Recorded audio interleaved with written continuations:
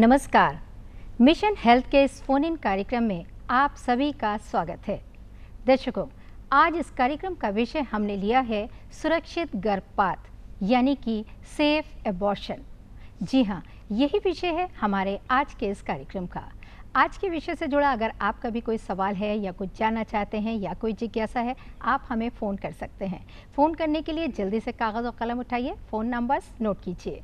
Phone numbers इस प्रकार से हैं 052222055756, दूसरा नंबर 0522228869, एक नंबर और नोट कीजिए 05224076 फ़ोन आप ज़रूर करें, लेकिन फ़ोन करने से पहले अपने टीवी सेट की आवाज़ को थोड़ा सा कम कर दें और सवाल को संक्षिप्त रखें। आज आपके सवालों के जवाब देने के लिए स्टूडियो में मौजूद हैं डॉक्टर सरिता सक्सेना। डॉक्टर सरिता का ताल्लुक राम मनोहर लोहिया हॉस्पिटल लखनऊ से है। आप मेडिकल सुपरिटेंडेंट हैं। डॉक्टर साहब, वेलकम टू अवर शो। और हम आपको ये भी बताना चाहेंगे कि आज स्टूडियो में प्रदेश के विभिन्न क्षेत्रों से कुछ पार्टिसिपेंट्स भी आए हुए हैं जो इस कार्यक्रम में हिस्सा लेंगे और डॉक्टर साहब से सवाल पूछेंगे। आप सभी का स्टूडियो में आने के लिए बहुत बहुत स्वागत है। मैं आप सभी लोगों से गुजारिश करना चाहूँगी कि अगर आप लोगों के मन में कोई सवाल आए तो आप लोग प्लीज़ एक एक करके अपने सवाल डॉक्टर साहब से पूछ सकते हैं और मालूमात हासिल कर सकते हैं। तो बस शुरू करते हैं हम अपना आज का ये कार्यक्रम। डॉक्टर साहब, ये हमारा फ़ोन इन कार्यक्रम है, तो जाहिर सी बात है कि कॉलर्स के फ़ोन आने शुरू हो जाएंगे, लेकिन उससे पहले हम आपसे ये ज़रूर जानना चाहेंगे कि सुरक्षित गर्भपात क्या है और क्या भारतीय कानून गर्भपात की इजाज़त देता है? जी, सबसे पहले मैं ये बताना चाहूँगी जी कि गर्भपात की बात तब होती है जब एक प्रेगनेंसी अनवांटेड होती है। जी अनवांटेड, अनप्लैंड या फिर वो प्रेगनेंसी माँ या होने वाले बच्चे के लिए बहुत ज़्यादा कष्टकारी है, तब हम गर्भपात की बात करते हैं।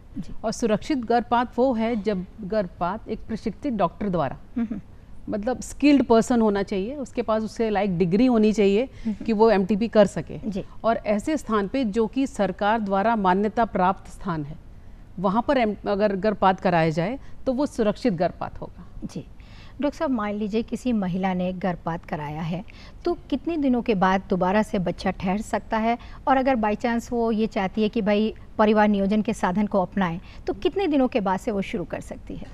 गर्भपात की बात करें तो गर्भपात जब भी होगा तो उसके बाद प्रेगनेंसी होने की संभावना अगले महीने में ही हो जाती है। अच्छा, तो इसलिए जब भी गर्भपात कराएं तो साथ ही में कोई ना कोई कंट्रासेप्टिव मेजर लेना ही पड़ेगा, मतलब गर्भ निरोधक उपाय के बारे में इसको जानना ही होगा। वैसे तो मैं ये मैसेज देना, ये बात कहना चाहती हूँ कि गर्भपात अनवांटेड प्रेगनेंसी का कराने से पहले काउंसलिंग होनी चाहिए कि वो प्रेगनेंसी हो ही ना। जी, तो प्री कॉन्सेप्शनल काउंसलिंग की बात होनी चाहिए कि कंसीव वही करे जो कंसेप्शन चाहता है, क्योंकि इस तरह की प्रेगनेंसीज जो होने के बाद बहुत सारे जटिलता, बहुत सारे मेंटल ट्रॉमा भी होता है, फिजिकल ट्रॉमा भी होता है एक महिला को। जी जी, तो गर्भपात या तो सुरक्षित हो या फिर ना। बिल्कुल सही बात कह रही हैं डॉक्टर साहब। जैसे कि मैंने कार्यक्रम के शुरू में कहा था कि कुछ पार्टिसिपेंट्स भी तशरीफ़ लाए हुए हैं, तो वो भी आपसे कुछ जानना चाहते हैं। जी। ओम प्रकाश जी, आप बहुत दूर से तशरीफ़ लाए हैं, हम चाहेंगे कि सबसे पहले आप अपना सवाल पूछिए। नमस्ते डॉक्टर साहब। जी सवाल यह है कि अगर कोई महिला गर्भपात कराना चाहती है जी, तो अपने परिवार में परिवार पति से जो है अनुमति लेना आवश्यक है? ऐसा है कि अगर वो माइनर है यानी कि उसकी उम्र 18 साल से कम है, तब तो किसी की कंसेंट की ज़रूरत है। उसके गार्जियन या फिर जो भी उसके पेरेंट्स, उनकी कंसेंट लेना मस्ट है। या तो वो 18 साल से कम की हो या फिर मेंटली रिटार्डेड है, यानी उसे मानसिक कुछ बीमारी है, वो खुद कंसेंट देने के लायक नहीं है, तब तो उसके गार्जियन की कंसेंट की ज़रूरत है। अदरवाइज़ 18 साल से ऊपर मेजर केसेस में किसी की कंसेंट की ज़रूरत नहीं है। अगर वो गर्भ नहीं चाहती है तो वो गर्भपात करा सकती है। बिल्कुल। डॉक्टर साहब, इस वक्त एक कॉलर जुड़ गए हैं, नंद स्वरूप मिश्रा बाराबंकी से हैं। जी, हेलो। हाँ नमस्ते मैडम, मेरा नाम नंद मिश्रा, मैं बाराबंकी गांव बसौली पड़ता है। मैं जानना ये चाहता हूँ कि जो सुरक्षित गर्भपात होता है, कभी कभी महिलाएं जो घर में ताइयों या किसी जानकार ऐसे लोगों को बुला लेते हैं, तो ये घर पे ठीक होता है कि सामुदायिक स्वास्थ्य केंद्र पे ले जाना बहुत अच्छा होगा? क्या आप सलाह देंगे? बहुत अच्छा सवाल है डॉक्टर साहब। जैसा कि मैंने आपको बताया कि सुरक्षित गर्भपात का मतलब ये है कि वो सरकारी अस्पताल में प्रशिक्षित डॉक्टर द्वारा, और वो मान्य प्राप्त जगह होनी चाहिए, वहीं पर ही कराना चाहिए, किसी और जगह घर में तो बिल्कुल ही नहीं। बिल्कुल। नंद स्वरूप मिश्रा जी, फ़ोन करने के लिए बहुत बहुत शुक्रिया। डॉक्टर साहब, अगर हम ये जानना चाहें कि गर्भपात के बाद कौन कौन से प्रॉब्लम्स हो सकती हैं, किस किस तरह के कॉम्प्लिकेशंस हो सकते हैं, ये ज़रूर जानना चाहेंगे हम। जी, जब भी गर्भपात कराया जाएगा तो उसके बाद सबसे मोस्ट कॉमन प्रॉब्लम ये आती है वो कंप्लीट हुआ है कि नहीं हुआ। ये प्रॉब्लम आ जाती है कि इनकम्प्लीट रह गया, एक्सेसिव ब्लीडिंग हो रही है। अगर गर्भपात ठीक से प्रशिक्षित लोगों से नहीं कराया गया या औजार ठीक से नहीं पके हैं तो इन्फेक्शन का चांसेस बहुत ज़्यादा रहता है। और ये कई बार तो इतना मुश्किल हो जाता है कि जैसे अभी सवाल किया था नंद कुमार जी ने कि घर में करा लिया या फिर दाइयों द्वारा करा लिया तो औजारों से कई बार चोट भी लग जाती है अंदर के ऑर्गन्स में। अच्छा, तो ये सब बहुत बड़ी कठिनाइयों का सामना करना पड़ जाता है महिला को, जो कि बहुत परेशानी का सामना पड़ जाता है। बिल्कुल सही कह रही हैं। अंशु जी, आपका क्या सवाल है? गर्भपात के लिए गोलियों का प्रयोग कितना सुरक्षित है और किस स्थिति में ये प्रभावी होती हैं? गर्भपात कराने के तरीकों में एक तो दवा द्वारा है जिसमें कि गोली का प्रयोग करते हैं, दूसरा है सर्जिकल। तो सर्जिकल जो होता है वो तो डॉक्टर द्वारा ही किया जाएगा, जिसमें कि सक्शन, इवैक्यूएशन और औजारों द्वारा सफाई, डीएनसी जिसको बोलते हैं वो करते हैं। और दवाइयों का प्रयोग ठीक है, जब से दवाइयों का प्रयोग आ गया तब से बल्कि मेडिकल स्टोर वाले भी दवा देने लगे हैं, जो कि ठीक नहीं है। दवा का प्रयोग भी डॉक्टर की सलाह के द्वारा ही होना चाहिए। अनामिका जी, आपका क्या सवाल है? अपना सवाल पूछिए आप। डॉक्टर साहब, यदि कोई महिला गर्भपात कराना चाहती है तो गर्भपात कराने के लिए कितने समय पहले से जानकारी लेना शुरू कर देनी चाहिए? कितने समय पहले से का क्या मतलब है बेटा, वो नहीं समझ पा रहे हैं। गर्भपात कराने के लिए किस समय से जानकारी लेना शुरू कर देनी चाहिए? देखो, वैसे जैसे कि मैंने अभी पहले कहा कि प्रेगनेंसी शुड बी प्लान्ड। अगर प्लान्ड प्रेगनेंसी है तो गर्भपात की बात ही नहीं उठेगी, ठीक है। लेकिन अगर फिर भी अगर कुछ दिन चढ़ गए और उसको ने प्रेगनेंसी टेस्ट किया और उसको पता चला कि अब वो प्रेग्नेंट है, तो जल्दी से जल्दी ही अपनी प्रेगनेंसी को टर्मिनेट कराने के बारे में डॉक्टर से सलाह लेनी चाहिए। उसमें ज़्यादा देर नहीं करना चाहिए, क्योंकि जितनी ज़्यादा देर होगी उतने कॉम्प्लिकेशन के चांसेस ज़्यादा रहते हैं। बिल्कुल सही कह रही हैं डॉक्टर साहब। अगर हम सुरक्षित गर्भपात की बात करें तो कौन कौन से विकल्प हैं, ये जान लेना हम सब के लिए बेहद ज़रूरी है। दवा द्वारा गर्भपात का विकल्प है, जो कि अभी बहुत कुछ सालों पहले ही शुरू हुआ है, पहले ये नहीं था। तो दवा द्वारा प्रेगनेंसी टर्मिनेट हो जाती है, लेकिन 6 हफ्ते तक की प्रेगनेंसी टर्मिनेट होना आसान हो जाता है उससे। जिससे ज़्यादा समय बढ़ता जाएगा उतना प्रॉब्लम ज़्यादा होने की उम्मीद रहती है, बट अप टू 9 वीक्स। और इसको वीक्स को काउंट करते हैं हम लास्ट मेंस्ट्रुअल पीरियड से, जो उसका आखिरी बार पीरियड आया तब से काउंट करेंगे वीक्स को। जैसे अगर उसके 15 दिन चढ़ गए तो वो 6 हफ्ते हुए, क्योंकि ज़्यादातर पेशेंट्स को ये बड़ा कन्फ्यूज़न होता है कि अभी तो हमारे 10 ही दिन की प्रेगनेंसी है। तो वो 10 दिन की प्रेगनेंसी नहीं है, वो 4 हफ्ते 10 दिन की प्रेगनेंसी है, क्योंकि उसकी हमने लास्ट मेंस्ट्रुअल पीरियड से पहला दिन काउंट करना शुरू किया। तो 6 हफ्ते तक तो दवा द्वारा आराम से हो जाता है, 9 हफ्ते तक दवा द्वारा होता है, बट उसमें फिर ब्लीडिंग के चांसेस ज़्यादा रहते हैं। और जब भी दवा लें तो डॉक्टर से पहले प्रिस्क्राइब कराएं दवा, क्योंकि डॉक्टर ये समझ ले कि कितने वीक्स की प्रेगनेंसी है और दवा किस तरह से लेनी है, तब गर्भपात की बात करें दवा द्वारा। जी डॉक्टर साहब, इस वक्त कॉलर जुड़ गए हैं, लखनऊ से हैं हमारे कॉलर।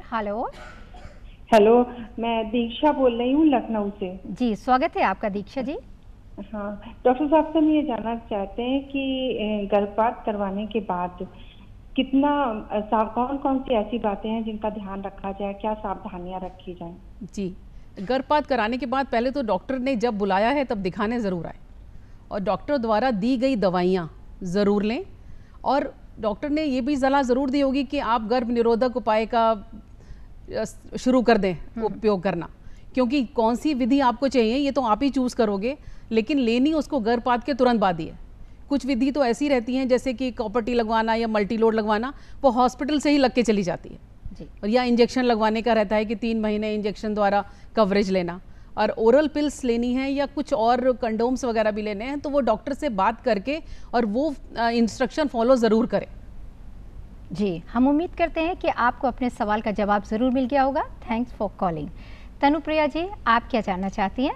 नमस्ते डॉक्टर साहब जी, मैं ये जानना चाहती हूँ कि घर में प्रेगनेंसी टेस्ट के लिए क्या किया जा सकता है? आजकल बहुत अच्छा हो गया है कि जब भी हमारे पास महिला आती है तो प्रेगनेंसी टेस्ट करके आती है। कि पहले जो हम लोग प्रिस्क्राइब करते थे, क्योंकि अब लोग बड़े जागरूक हो गए हैं इस मामले में कि हम प्रेगनेंसी टेस्ट कर लें, जैसे ओवरड्यू हुए 3-4 दिन तो प्रेगनेंसी टेस्ट कर लेना चाहिए। सुबह जब 5-7 दिन चढ़ गए तो मॉर्निंग सैंपल यूरिन से, उसमें कुछ ड्रॉप्स ऑफ यूरिन डालते हैं, उसमें एक जगह बनी रहती है गोल, वहाँ पर डालने के बाद अगर 2 लाइन आ गई हैं तो समझ लीजिए प्रेगनेंसी है, 2 लाइन रेड कलर की। जी जी। अजरा जी, आपका क्या सवाल है? मेरा क्वेश्चन है कि अगर लेडी एनेमिक है तो वो करा सकती है अबॉर्शन? डॉक्टर साहब, ये इम्पोर्टेंट सवाल है क्योंकि आमतौर पे देखा जाता है कि जो प्रेग्नेंट लेडीज़ होती हैं वो एनेमिक हो जाती हैं। हाँ, प्रेग्नेंट लेडी एनेमिक हो जाती है। वैसे तो हमारी भारतीय पॉपुलेशन में बहुत सारी महिलाएं एनीमिक हैं जी, कि WHO जो हम मानते हैं 11 ग्राम से कम हीमोग्लोबिन एनीमिक है, तो हमारी 50% महिलाएं एनीमिक निकलेगी, है ना। तो हम ये है कि माइल्ड और मॉडरेट एनीमिया में हम MTP करने की सलाह देते हैं। मतलब अगर 8 तक है तब तो ठीक है हीमोग्लोबिन, उससे नीचे है तो डॉक्टरी सलाह लें, अगर उसको आयरन सुक्रोज इंजेक्शन लगवाएं या ब्लड ट्रांसफ्यूज़न कराएं, जैसी उसकी स्थिति है उस हिसाब से तब करें। अब ये है कि अगर प्रेगनेंसी उसके लिए बहुत हार्मफुल है तो हम उसका समय भी नहीं बढ़ाएंगे, तो हम ब्लड ट्रांसफ्यूज़न करके या आयरन के इंजेक्शन लगा के फिर करेंगे। डॉक्टर साहब, ये कैसे तय किया जाए कि भाई अब अबॉर्शन नहीं किया जा सकता है? हाँ, इसके लिए MTP एक्ट है जी। अच्छा। हाँ, उस एक्ट के तहत हम 20 हफ्ते की प्रेगनेंसी तक टर्मिनेट कर सकते हैं जी। और उसमें भी ऐसा है कि 12 हफ्ते तक की जो प्रेगनेंसी है वो तो एक डॉक्टर की कंसेंट से, और 12 हफ्ते के बाद 2 डॉक्टर की कंसेंट की ज़रूरत पड़ती है। अच्छा। क्योंकि वो रिस्की हो जाता है, क्योंकि प्रेगनेंसी आपको टर्मिनेट करनी है, उसके पीछे कोई वजह ज़रूर होगी। जी जी। बिना वजह तो कोई प्रेगनेंसी टर्मिनेट करेगा नहीं। क्योंकि इसमें ये है कि माँ के लिए अगर बहुत रिस्की हो रहा है प्रेगनेंसी तब टर्मिनेट होना चाहिए, या फिर बच्चे में कोई ऐसी जन्मजात विकृति जिससे कि उसकी लाइफ आगे जी लंबे समय तक नहीं रह पाएगी, या फिर प्रेगनेंसी ड्यू टू रेप, उस केस में भी टर्मिनेट करते हैं हम लोग। बट और एक और है कारण, जैसे कंट्रासेप्टिव फेलियर जी। मतलब प्रेगनेंसी टर्मिनेट कराना एक ये नहीं कि हमें नहीं चाहिए तो हम टर्मिनेट कराएं, उसका एक कारण होना चाहिए। तो इसीलिए हम बार बार कह रहे हैं कि प्रेगनेंसी प्लान्ड होनी चाहिए। अगर कंट्रासेप्टिव फेलियर हो गया तब तो ठीक है, या फिर माँ और बच्चे के लिए कुछ बहुत बड़ा खतरा है तब ठीक है, या रेप विक्टिम है। लेकिन उसमें भी टाइम निश्चित है कि 20 हफ्ते, 20 हफ्ते के बाद प्रेगनेंसी टर्मिनेट नहीं की जा सकती। ये लीगली गलत है, ये करेगा ही नहीं, कोई डॉक्टर करते ही नहीं। बिल्कुल सही बात कह रही है। डॉक्टर साहब, एक कानपुर से फ़ोन आ रहा है हमारे पास। हेलो। हेलो, नमस्कार डॉक्टर साहब। नमस्कार, अपना नाम बताइए और सवाल पूछिए। जी, मैं रिचा बोल रही हूँ कानपुर से, और मेरा सवाल है कि क्या गर्भावस्था में डिप्रेशन भी गर्भपात की एक वजह बन सकता है? जी डॉक्टर साहब, आजकल बहुत देखा जा रहा है कि लोग डिप्रेशन के शिकार होते जा रहे हैं। जी, डिप्रेशन के शिकार की वजह से MTP गर्भपात हो जाना ज़रूरी नहीं है, बट डिप्रेशन से हमें बचना ज़रूरी है, क्योंकि उसमें हार्मोनल डिस्टर्बेंस ज़रूर होता है जी। तो इसलिए हम लोगों को अपना लाइफस्टाइल थोड़ा सा बदलना पड़ेगा, थोड़ा सा रिलैक्स रहने की कोशिश करेंगे, और प्रेगनेंसी में तो ख़ास तौर पे, क्योंकि अगर आप रिलैक्स नहीं रहेंगे तो उसका असर बच्चे पे भी पड़ता है। बहुत बहुत शुक्रिया फ़ोन करने के लिए। सीमा आनंद जी, आपका क्या सवाल है? आप क्या जानना चाहती हैं डॉक्टर साहब से? मैं ये जानना चाहती हूँ डॉक्टर साहब, अनचाहे गर्भ में पति पत्नी की क्या भूमिका होनी चाहिए? हाँ, गर्भ में ही पति पत्नी की भूमिका होनी चाहिए। अनचाहे गर्भ की बात तो बाद में करें, पहले तो हम ये पति पत्नी को एक मैसेज देना चाहेंगे कि प्रेगनेंसी प्लान्ड होनी चाहिए। और जब सेक्सुअली एक्टिव हैं पति पत्नी, तो दोनों को इसके बारे में बात करनी चाहिए कि मुझे कब प्रेगनेंसी चाहिए और कब नहीं चाहिए, और जब चाहिए तभी वो कंसीव करें। और अगर इच्छा नहीं है पत्नी की, या जैसा भी अगर प्लान नहीं था, तो टर्मिनेट कराने में पति को उसको हेल्प करना चाहिए, उसको क्रिटिसाइज़ नहीं करना चाहिए, उसको बाध्य नहीं करना चाहिए कि नहीं अब तुम कंटिन्यू करो या टर्मिनेट मत कराओ, या जो भी है, दोनों की अपनी कंसेंट होनी चाहिए हर चीज़ के लिए। हम उम्मीद करते हैं कि आपको अपने सवाल का जवाब ज़रूर मिल गया होगा। सीमा श्रीवास्तव जी, आपका क्या सवाल है? डॉक्टर साहब, अधूरा गर्भपात कैसे पता चलेगा, उसका क्या लक्षण होता है कि गर्भपात अच्छा, बहुत अच्छा सवाल है, क्योंकि अब जब हम गोलियों की बात करते हैं तो मोस्ट ऑफ द टाइम उसको ये पता ही नहीं चलता कि कंप्लीट हुआ या नहीं हुआ। जी, अगर ब्लीडिंग कंटिन्यूस बनी हुई है तो इसका मतलब ये है कि गर्भपात कंप्लीट नहीं है, और या फिर उसको पेट में दर्द हो रहा है नीचे की तरफ, इसका मतलब ये है कि अंदर जो उसका निकला है वो कंप्लीट नहीं निकला है और निकलने की प्रोसेस में है। तो पेड़ों में दर्द होना और एक्सेसिव ब्लीडिंग लगातार बनी रहना, इसका ये चिन्ह है कि अब पूरा नहीं हुआ है गर्भपात। श्वेता जी, आपका क्या सवाल है? नमस्ते मैम, हमारा सवाल आपसे ये है कि गर्भपात के बाद क्या सावधानी बरतनी चाहिए? गर्भपात के बाद डॉक्टर की सलाह के हिसाब से दोबारा दिखाने आना चाहिए। उसके बाद परिवार नियोजन के साधनों का जिस तरह से डॉक्टर ने बताया है उस तरह से उपयोग करना चाहिए और दवा प्रॉपरली लेनी चाहिए जो डॉक्टर द्वारा प्रेस्क्राइब करी गई। हम उम्मीद करते हैं कि आपको भी अपने सवाल का जवाब ज़रूर मिल गया होगा। डॉक्टर साहब, अगर हम ये जानना चाहें कि भाई किसी महिला ने मान लीजिए गर्भपात कराया है तो दोबारा कब माहवारी शुरू होगी? दोबारा उसको जैसे नॉर्मल पीरियड आता है उसी समय शुरू होगी और उसमें थोड़ा सा ज़्यादा हो सकती है जी, क्योंकि गर्भपात कराने के बाद जो अंदर की सतह है दोबारा बनी है तो वो कई बार इरेगुलर बनती है या कुछ इस तरह से या मोटी बनती है अंदर की सतह, तो ब्लीडिंग थोड़ी नॉर्मल से ज़्यादा हो सकती है। उससे ना घबराएं जी। तो नॉर्मल पीरियड आएगा क्योंकि उसका 12 दिन बाद, जैसे 12-14 दिन बाद ओवुलेशन होने में लगा तो अंडा बनने लगा तो नॉर्मल साइकिल उसकी वापस आ गई। बिल्कुल सही बात। इसीलिए हम बार बार कह रहे हैं कि गर्भ निरोधक साधनों का उपयोग तुरंत करना चाहिए गर्भपात के बाद। बिल्कुल। डॉक्टर साहब, जो महिलाएं घर में गर्भपात करवाती हैं वो कितना सुरक्षित है ये ज़रूर बता दीजिए हमारे व्यूअर्स को, खासतौर से हमारी बहनों को। हाँ, ये सवाल इसी से शुरू हुआ था मुझे लगता है। बिल्कुल सही कह रही हैं आप, क्योंकि गर्भपात घर पे नहीं करवाना है, उसमें बहुत सारी जटिलताएं होने की संभावना रहती हैं। जैसा कि अभी आप लोगों ने क्वेश्चन भी पूछा था एक कि इनकम्प्लीट अबॉर्शन के जो साइन पूछे थे, तो इनकम्प्लीट अबॉर्शन होने के बहुत ज़्यादा चांसेस हैं अगर घर में कराया गया है क्योंकि वो स्किल्ड पर्सन नहीं है जी। दूसरा, इन्फेक्शन होने के चांसेस हैं क्योंकि उसके द्वारा इस्तेमाल किए गए औजार पके नहीं होंगे और मान्यता प्राप्त जगह नहीं है तो उसमें भी प्रॉपर सामान नहीं है, स्टरलाइजेशन नहीं है कि सामान पका है, वहाँ का जो सरफेस है वो स्टरलाइज्ड है, वो कुछ भी नहीं है। तो उसके बाद और औजार से अगर ठीक से नहीं किया है तो कई बार बच्चेदानी में और भी ऑर्गन्स में चोट लग जाती है जो कि हमेशा के लिए महिला के लिए बहुत दुखदाई हो जाता है और कई बार उसकी डेथ भी हो जाती है। और पेल्विक इन्फ्लेमेशन हो जाता है जो पूरे एब्डोमेन में फैल जाता है, पेरिटोनाइटिस हो गई, सेप्सिस हो गई जिसमें कि महिला की मृत्यु तक हो सकती है। बिल्कुल सही। तो इन सब चीज़ों के लिए बहुत ज़रूरी है कि गर्भपात हमेशा सुरक्षित स्थान पर स्किल डॉक्टर द्वारा ही कराया जाए और किसी के द्वारा ना कराया जाए। बिल्कुल सही कह रही हैं। डॉक्टर साहब, गोरखपुर से एक फ़ोन आ रहा है हमारे पास। हेलो हेलो, स्वागत है आपका इस कार्यक्रम में। अपना नाम बताइए और क्वेश्चन पूछिए। जी मैम, मैं सोनाली बोल रही हूँ गोरखपुर से। सोनाली जी, क्या सवाल है? हाँ, मुझे ये पूछना था, अगर किसी का गर्भपात हो जाता है तो उसे उसके कितने समय बाद मेंस्ट्रुएशन पीरियड स्टार्ट होते हैं? गर्भपात अगर शुरू के 3 महीनों के अंदर हुआ है तो नॉर्मल पीरियड अगले महीने ही शुरू हो जाएगा। फ़ोन करने के लिए बहुत बहुत शुक्रिया। डॉक्टर साहब, कार्यक्रम के आखिर में कुछ संदेश देना चाहें अगर हमारी बहनों को? बिल्कुल संदेश देना चाहेंगे ये हम कि जो भी दंपति हैं वो अपनी प्रेगनेंसी को प्लान करके करें और अगर अनप्लान्ड प्रेगनेंसी हो गई है या फिर कुछ ऐसी वजह है कि आपको गर्भपात कराना ही है तो ऐसी जगह पे कराएं कि जो कि सरकार द्वारा मान्यता प्राप्त जगह हो और स्किल्ड पर्सन, प्रशिक्षित डॉक्टर द्वारा ही एमटीपी कराएं जिससे कि माँ को और आने वाले समय में, क्योंकि कई बार ऐसा भी होता है कि अगर आपने स्किल्ड पर्सन से नहीं कराई, अंदर इन्फेक्शन हो गया तो महिला को बांझपन तक हो जाता है जिसके कारण लाइफ लॉन्ग उसको परेशानी हो जाएगी।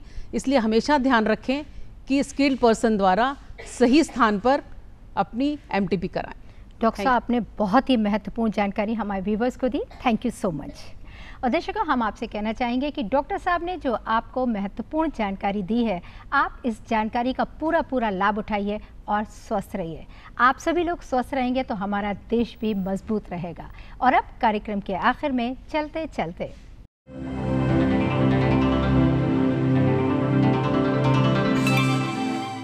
जैसा कि आप जानते हैं कि कार्यक्रम के आखिर में हम आपसे एक सवाल पूछते हैं, तो बस वक्त हो गया है। जल्दी से कागज़ और कलम उठाइए और नोट कीजिए आज का सवाल। हमारा आज का प्रश्न है, सुरक्षित गर्भपात के विकल्प कौन कौन से हैं? जी हाँ, यही सवाल है और इस सवाल का जवाब आप हमें जल्द से जल्द डाक या ईमेल के ज़रिए लिखकर भेज सकते हैं। इसके लिए नोट कीजिए आप हमारा पता और ईमेल। हमारा पता है प्रस्तुतकर्ता मिशन हेल्थ, कमरा नंबर 205, दूरदर्शन केंद्र 24 अशोक मार्ग, लखनऊ 226001 और हमारा ईमेल आईडी है missionhealth.ddupLko@gmail.com। आप हमें खत ज़रूर लिखें, हमें आपके खत का बेसब्री से इंतज़ार रहेगा। और इसी कामना के साथ आप सभी लोग स्वस्थ रहें, सुखी रहें, हंसते रहें, मुस्कुराते रहें और मिशन हेल्थ कार्यक्रम ज़रूर देखते रहें। इसी के साथ दोस्तों मैं आपसे भी विदा लेती हूँ। आप स्टूडियो में आई और हमारे व्यूअर्स को इतनी इंपॉर्टेंट जानकारी दी। Thank you so much once again.